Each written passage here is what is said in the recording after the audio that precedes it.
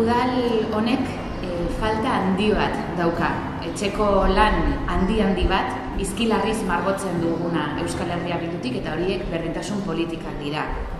Udal honetan ez bai daukagu ez berdintasun teknikaririk, ez berdintasun planik eta beraz berdintasun politikarik.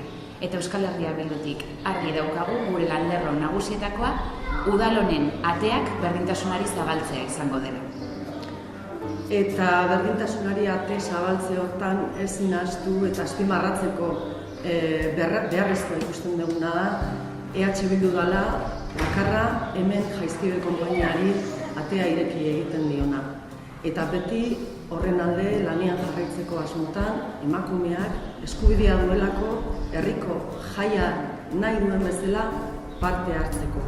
Eta era berean ez dugulako ahaztutzen herriko jaia esku pribatuetan geratu dela eta gure helburu nagusienetariko bat litzateke herriko jaia berriro herrira buelta dadin.